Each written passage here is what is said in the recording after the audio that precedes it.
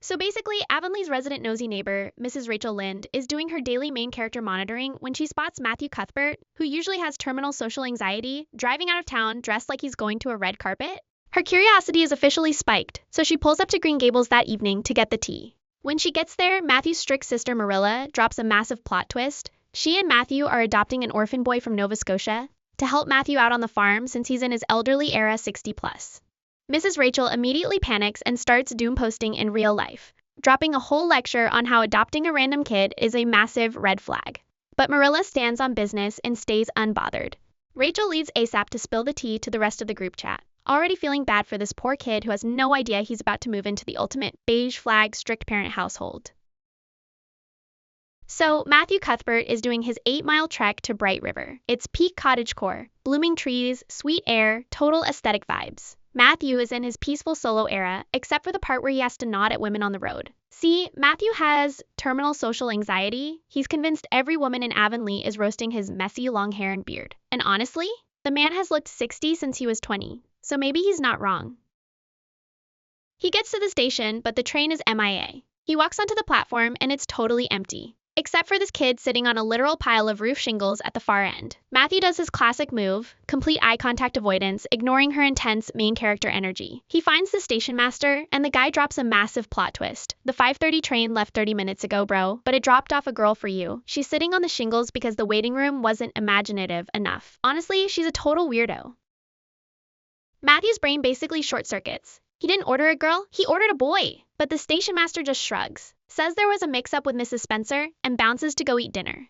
So Matthew has to do the impossible, talk to a girl. He shuffles over, and the kid is, well, a lot. 11 years old, wearing this crusty yellow dress, a faded hat, and 2 bright red braids. Before Matthew can even panic, she stands up and reaches out her hand. "I suppose you're Mr. Matthew Cuthbert?" she says. "I was low-key stressing that you'd ghosted me. I was ready to sleep in a blooming cherry tree under the moon. But I knew you'd pull up." Matthew, being the king of conflict avoidance, decides he's too awkward to explain the mistake. He just says, "Let's go," and they head out. And then, the yapping begins. She's going 100 miles per hour, talking about her worldly goods, how much she hates the asylum, and how she desperately wants elbow dimples. But once they start driving, the kid actually becomes kind of vibey. She renames the road the White Way of Delight and the local pond the Lake of Shining Waters. Matthew, who usually hates people, realizes he's actually enjoying her chaotic commentary. It's a total surprise. But then they turn up the hill, and she spots the house under a massive glowing star. "That's it, isn't it?" she whispers. Matthew is shook. How did she know? She says she just felt it and starts getting super emotional, talking about how she's been pinching herself all day to make sure this isn't a dream.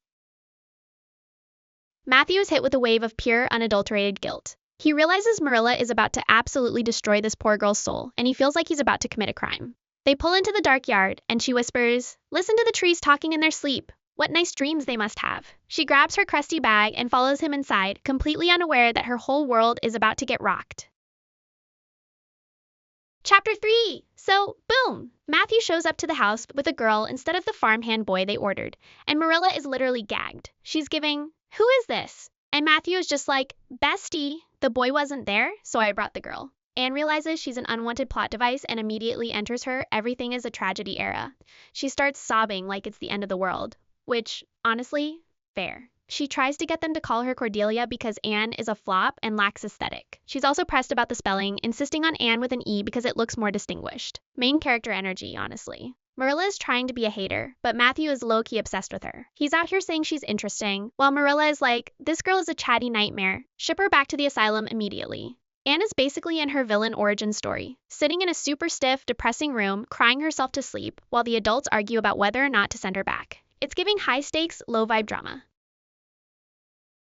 Chapter 4! Anne wakes up to a total reality check, momentarily forgetting she's an unwanted foster child before the harsh truth hits her like a truck. But she immediately pivots into full-on main character energy by romanticizing the aesthetic views outside her window. She's busy manifesting a life at Green Gables, treating the orchard and the brook like her own personal wonderland, while Marilla enters the chat giving major strict parent energy and trying to shut down Anne's constant yapping. The tension in the house is honestly peak. Marilla is stressing because she's determined to yeet Anne back to the orphanage. But Matthew is giving total silent king energy, refusing to engage in any arguments and low-key staying committed to keeping her. Anne is so self-aware about her own heartbreak that she actually refuses to go outside to play, fearing that if she gets too attached to the trees and the vibe, being forced to leave will be a total mental breakdown. Instead, she's out here giving the houseplants legal names and treating them like besties, which is honestly unhinged but also kind of iconic. Marilla eventually hits her breaking point and decides to drag Anne to White Sands to officially seal her fate. But as they head out, Matthew drops a subtle hint that he's already planning for a future that includes more help, leaving Marilla absolutely pressed and speeding the buggy away in a total state of frustration. Chapter 5: Anne's History. Anne is low-key trying to manifest a good vibe for the drive, telling Marilla she's decided to enjoy the trip regardless of her uncertain future. She starts her classic main character routine, asking if roses can talk and trying to romanticize the fact that her life is a graveyard of buried hopes. Marilla, being the ultimate realist, is not having it and demands that Anne drop the act and spill the bald facts about her backstory. Anne complies, giving a tragic recap of her life. Her parents died when she was a baby, she was passed around from one toxic foster home to another, and she spent time in an orphanage where she was clearly unwanted. Marilla, who is planning to just drop her off, starts feeling actual empathy because she realizes Anne's life has been nothing but trauma and neglect. Marilla is secretly reconsidering the decision to get rid of her, thinking maybe she's teachable after all, while Anne is just happy to be looking at the ocean and ignoring the fact that they are heading toward Mrs. Spencer's house. Chapter 6: Marilla Makes Up Her Mind. They finally roll up to Mrs. Spencer's place, and the energy is instantly rancid. Mrs. Spencer realizes there was a huge miscommunication about the boy versus girl situation, and she immediately tries to pivot by suggesting Anne go live with Mrs. Peter Blewett, a woman who is essentially the final boss of people you do not want to work for. Anne is absolutely terrified, and Marilla, who isn't a fan of Mrs. Blewett either, has a major wait a minute moment. She realizes she can't, in good conscience, hand a kid like Anne over to a woman known for being a nightmare. Marilla tells them she needs to consult Matthew first, which is code for I'm not giving her to you. Back at home, Matthew and Marilla finally talk, and Matthew makes his stance clear. He is not giving up on Anne. Marilla, with a begrudging fine, whatever, decides they will keep her, mostly because she feels it's her duty, though she's still low-key stressed about how she's going to raise a kid. Chapter 7: Anne Says Her Prayers. It's bedtime, and Marilla is back on her strict parent grind, lecturing Anne about folding her clothes and, get this, demanding she say her prayers. Anne is confused because she has zero religious training, except for the random catechism she memorized at the orphanage. When Marilla forces her to kneel, Anne delivers a prayer that is essentially a fan fiction thank you note to the Snow Queen tree, the lake, and her new life, ending with a request to be good-looking when she grows up and signing off with, yours respectfully. Marilla is completely blindsided by how weird this is, but realizes it's not meant to be disrespectful. It's just that Anne is a total spiritual beginner. Marilla ends the night stressed out, realizing she has a massive job ahead of her to teach Anne basic life skills and religion, and she's starting to accept that her peaceful, quiet life is officially over. Chapter 8: The next afternoon, Marilla finally stops acting like a mystery, tells Anne the good news: they are officially keeping her. Anne, who has been spiraling with anxiety all morning, is so overwhelmed that she starts crying. Not because she's sad, but because she's literally too happy to process the vibe. She asks if she can call Marilla Aunt, but Marilla hits her with a hard no, sticking to just plain Marilla because she's not about to get all emotional. It's the start of a new chapter where Anne is officially a part of the household. Though Marilla is already setting the boundaries, Anne is going to school once the break is over, and she better be ready to work.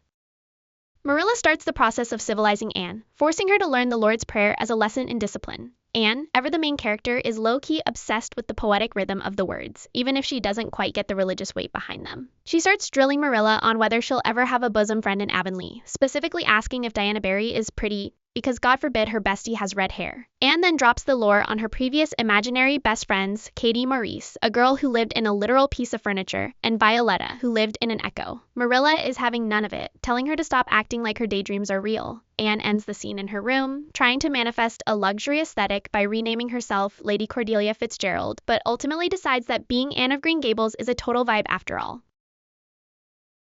Chapter 9: The local mean girl of the older generation, Mrs. Rachel Lynde, finally shows up to gatekeep Green Gables and inspect the new kid. After some small talk about her own recent illness, she gets right to the point. She thinks Anne is terrible, skinny, and homely, and doesn't hold back on the hair shaming. Anne, who is basically a walking fire hazard when it comes to her temper, loses it completely. She goes full "Don't ever talk to me or my son again" mode, screaming at Mrs. Lynde, calling her rude, and essentially telling her to stay in her lane. It's an absolute disaster. Marilla is mortified and sends Anne to her room, but in a weird plot twist, Marilla secretly defends Anne to Mrs. Lynde, admitting that Rachel was too hard on her. Marilla is left feeling like she has absolutely no idea how to handle a kid who has this much main character energy. Chapter 10, Anne stays locked in her room, refusing to apologize, until Matthew, the ultimate softie, sneaks up to her room like a secret agent. He tells her to just smooth it over so Marilla will stop stressing, and Anne, because she literally worships Matthew, agrees to do it. When they go to see Mrs. Lynde, Anne does an absolute masterclass in performative drama. She goes full tragic heroine on her knees, giving a speech so over the top that even Mrs. Lynde is caught off guard and immediately forgives her. Marilla is left standing there, realizing that instead of being punished, Anne basically turned her own apology into an aesthetic performance. Mrs. Lynde even offers a shred of hope that Anne's hair might turn auburn one day, which is the only thing Anne needs to hear to consider the whole lifelong sorrow thing officially resolved.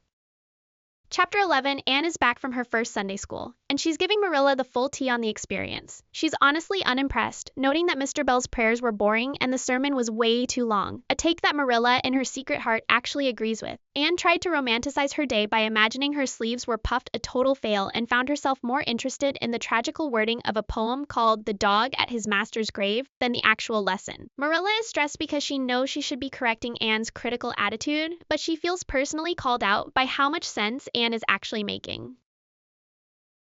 Chapter 12. Marilla confronts Anne about a caper from the previous Sunday. Anne went to church wearing a hat absolutely covered in flowers. Mrs. Lynde is clutching her pearls about it, and Marilla is low-key embarrassed, but Anne just doesn't get why wearing flowers is any different from pinning a bouquet to a dress. She's terrified they'll send her back to the asylum, but Marilla admits she has no intention of doing that. The vibe shifts when Marilla mentions that Diana Barry is home and they're going over to borrow a pattern. Anne is spiraling with anxiety, convinced she's going to bomb the interaction, but when she meets Diana, it's an instant match.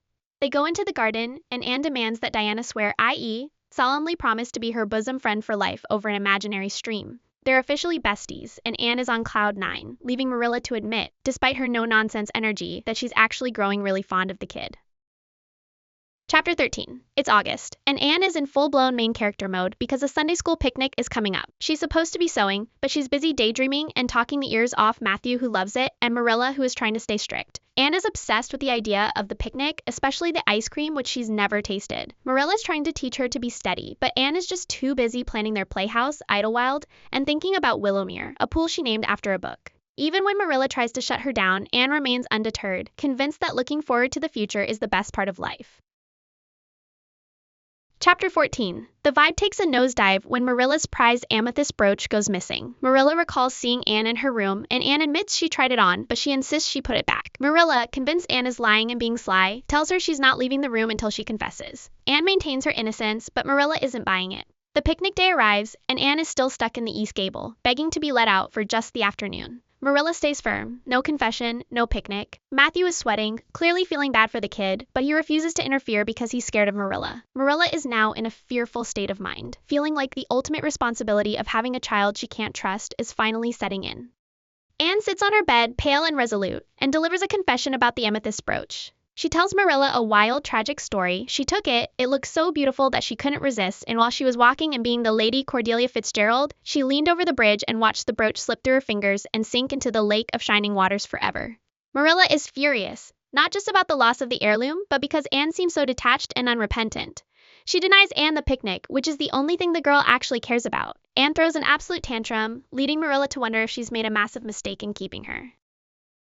Chapter 14. The morning of the picnic is miserable, with Anne sobbing and Marilla feeling like she's living in a nightmare. However, while mending her black lace shawl, Marilla finds the brooch. It had simply caught on the lace when she took it off days ago. She rushes to the East Gable to demand an explanation. Anne admits she made the whole confession up because Marilla said she couldn't leave the room until she confessed, and she was desperate to get to the picnic. Marilla, realizing she drove the child to lie, softens, apologizes, and sends Anne off to the picnic in style. Anne returns that night in a state of beatification, having had the time of her life, including eating ice cream for the first time, which she declares sublime. Chapter 15. Anne starts school and is loving it, even though she's behind in her studies. She quickly finds a rival, Gilbert Blythe. During class, Gilbert tries to get her attention and, when she ignores him, pulls her braid and whispers, "Carrots!" to tease her about her red hair. Anne explodes, smashes her slate over his head, and is punished by Mr. Phillips, who forces her to stand in front of the class with a sign about her bad temper. The tension escalates the next day. Because she was late returning from the woods, Mr. Phillips punishes Anne by forcing her to sit next to Gilbert Blythe. This is the ultimate humiliation for Anne. She refuses to look at him or speak to him, and when he tries to offer a peace offering, a candy heart, she drops it on the floor and crushes it under her heel. Anne is officially finished with Gilbert Blythe, and the iron has entered her soul. Anne is absolutely done with Mr. Phillips. After he humiliates her in class, she decides she's officially dropping out. She tells Marilla, "I've been insulted, bestie," and refuses to go back. Marilla, being a low-key legend, asks Mrs. Lynde for the tea. Mrs. Lynde confirms the teacher is a flop and suggests they just let Anne cool off, because forcing her to go back will just lead to more main character tantrums. Anne spends her time at home being an icy queen to Gilbert Blythe, who is still trying to slide into her DMs, but Anne is having none of it. Chapter 16. Marilla gives Anne permission to host Diana for tea, which is a huge deal. Anne thinks she's being super posh, but she messes up the drinks. Instead of giving Diana non-alcoholic raspberry cordial, she accidentally serves her Marilla's homemade currant wine. Diana gets low-key tipsy, has to go home, and her mom finds out. Mrs. Barry goes full Karen, bans Diana from seeing Anne, and accuses Anne of trying to get her daughter drunk on purpose. Anne is absolutely spiraling and tries to apologize in person, but Mrs. Barry hits her with a cold, "You're toxic, bye." Chapter 17. Diana sneaks away to the woods to meet Anne for one last time. It's peak drama. They are both sobbing, promising eternal friendship, and acting like they're in a tragic indie movie. Anne even asks for a lock of Diana's hair to keep as a memento of their bosom friend era. They officially say their goodbyes, and Anne is left dealing with the main character struggle of her life, losing her best friend forever. Chapter 16. Marilla gives Anne permission to host Diana for tea, which is a huge deal. Anne thinks she's being super posh, but she messes up the drinks. Instead of giving Diana non-alcoholic raspberry cordial, she accidentally serves her Marilla's homemade currant wine. Diana gets low-key tipsy, has to go home, and her mom finds out. Mrs. Barry goes full Karen, bans Diana from seeing Anne, and accuses Anne of trying to get her daughter drunk on purpose. Anne is absolutely spiraling and tries to apologize in person, but Mrs. Barry hits her with a cold, "You're toxic, bye." Chapter 17. Diana sneaks away to the woods to meet Anne for one last time. It's peak drama. They are both sobbing, promising eternal friendship, and acting like they're in a tragic indie movie. Anne even asks for a lock of Diana's hair to keep as a memento of their bosom friend era. They officially say their goodbyes, and Anne is left dealing with the main character struggle of her life, losing her best friend forever. Chapter 18. Anne slides back into school mode, soaking up gifts and pure main character validation from everyone except Diana, while her academic rivalry with Gilbert Blythe stays dead even for top class rank. Then, on a freezing winter night while Marilla is off at a political rally, Diana bursts in low-key panicking because little Minnie May has a severe case of the croup. Matthew instantly pulls up to ride out for the doctor, while Anne steps up like an absolute boss, using her trauma bonding experience of raising the Hammond twins to successfully cure Minnie May and save the day. The plot twist hits when Mrs. Barry finally realizes Anne never meant to ghostcraft a wine-drunk situation, officially takes back her toxic stance, and reunites the besties with elite tea privileges. Chapter 19.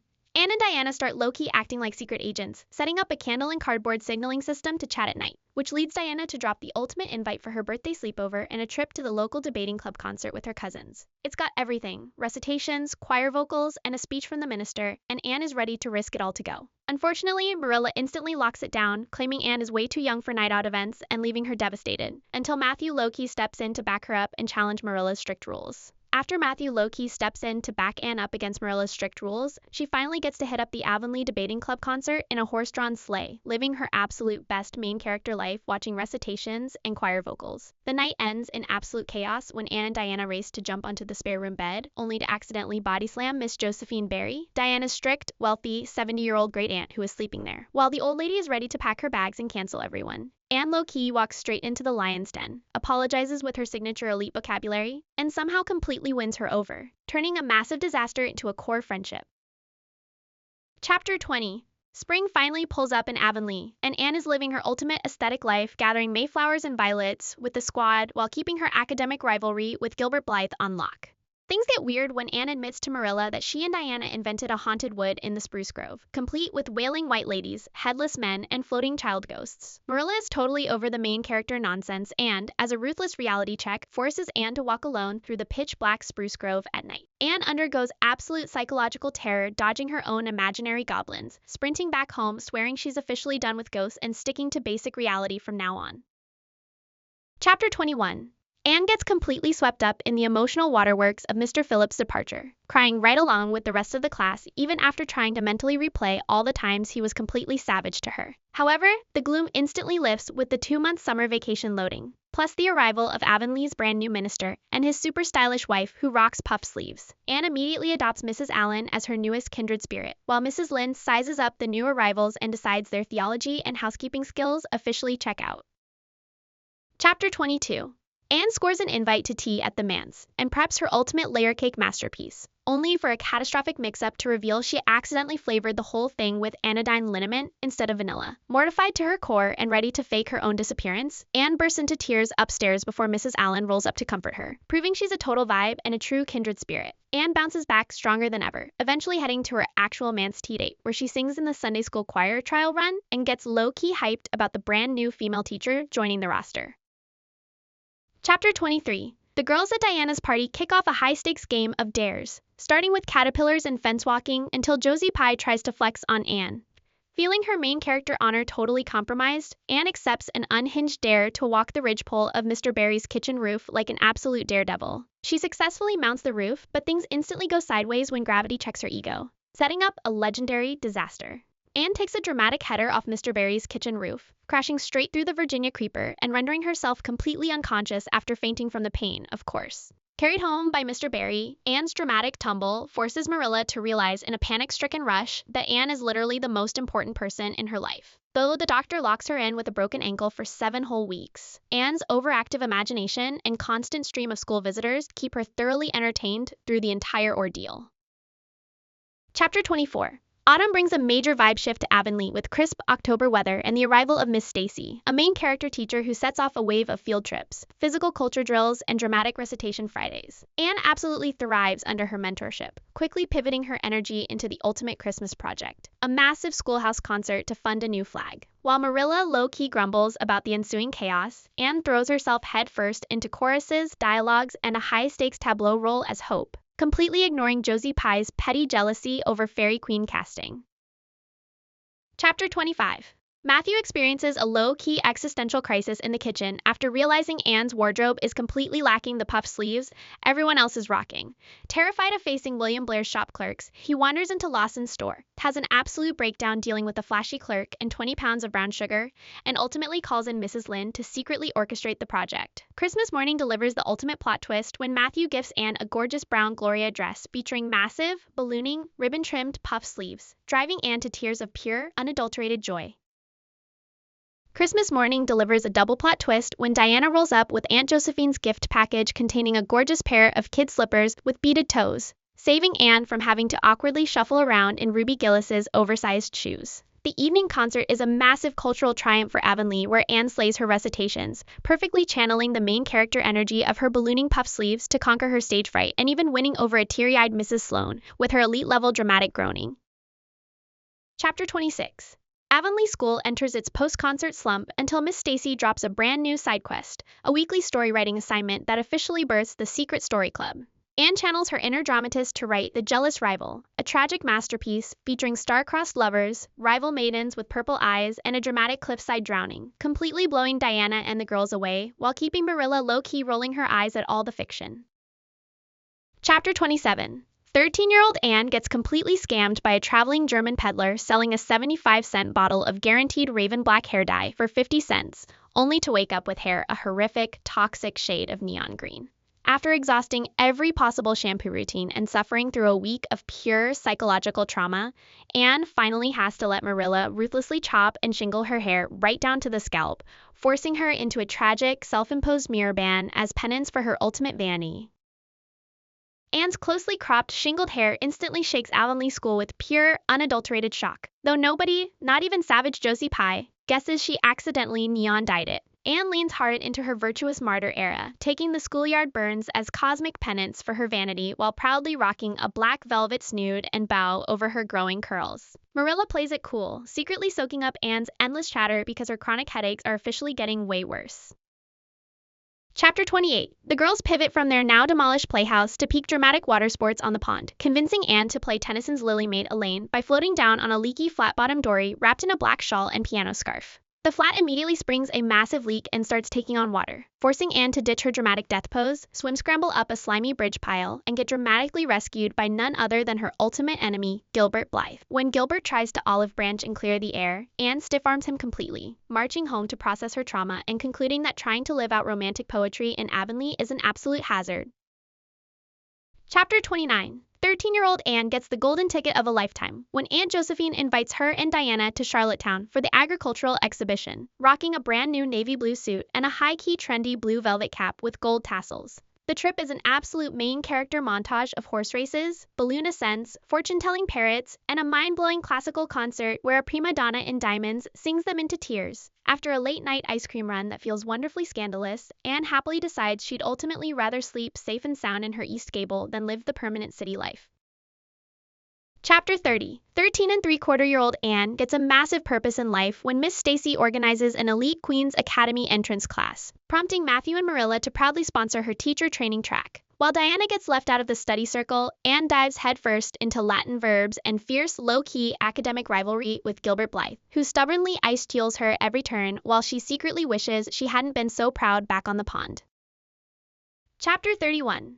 Anne burns through a gloriously wholesome summer of peak outdoor gypsyings, prescribed by a visiting doctor to save her from a consumption scare, returning with major main character energy for her final high-stakes year before the entrance exams. As she hits her mid-teens and officially starts stretching into longer skirts, she chats with Marilla about the trials of growing up, marvels at the endless complexities of moral choices, and prepares to step out of childhood forever.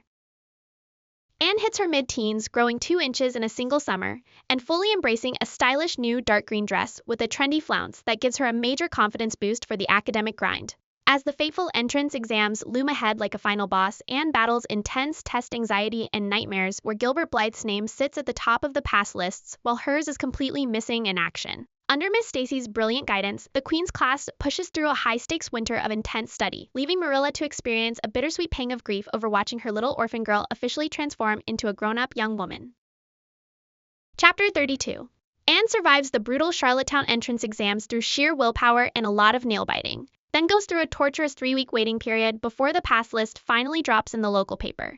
Diana bursts into the room with the ultimate plot twist. Anne didn't just pass. She tied with Gilbert Blythe for the absolute highest score on the entire island, with her name sitting proudly at the very top of the list. After a wave of pure relief and a celebratory chat with Mrs. Allen, Anne shares the sweet victory with a beaming Matthew, whose proud brown eyes make every single hour of studying geometry completely worth it. Chapter 33. 13-year-old No More. Anne gets glammed up in a dreamy white organdy dress, pearl beads, and a white rose for a high society charity concert at the White Sands Hotel, where she's booked to slay a tragic recitation. Backed by Diana's elite styling advice, and riding high on her Queen's exam triumph, Anne rolls up with stolid Billy Andrews and preps to make the hotel crowd sob into their handkerchiefs, proving she's officially ready to take on the world.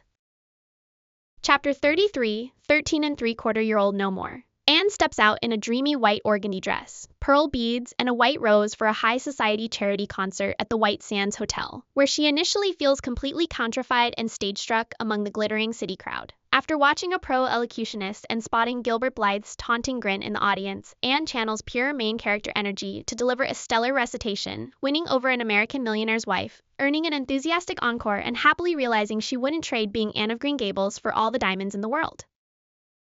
Chapter 34. Anne gets ready for her big move to Charlottetown with a gorgeous new pale green dress from Marilla, sparking a deeply emotional moment where she reassures her guardian that her heart will always stay anchored at Green Gables. Arriving at the academy to tackle the rigorous second-year first-class course alongside Gilbert Blythe, Anne navigates the initial waves of homesickness before Josie Pye drops massive life-changing news. An Avery scholarship in English is up for grabs, promising a full ride to Redmond College and supercharging Anne's academic ambitions. Chapter 35. Anne settles into a busy, goal-driven winter at Queen's, balancing intense studies, weekend visits home, and a growing inner circle of kindred spirits like Stella Maynard and Priscilla Grant, while the old academic rivalry with Gilbert Blythe pleasantly loses its bitter edge. As spring hits and the final exams loom large over the stressed-out students, Anne pauses to admire the budding chestnut trees and the misty blue air, remembering that there is a whole wide world waiting beyond the books.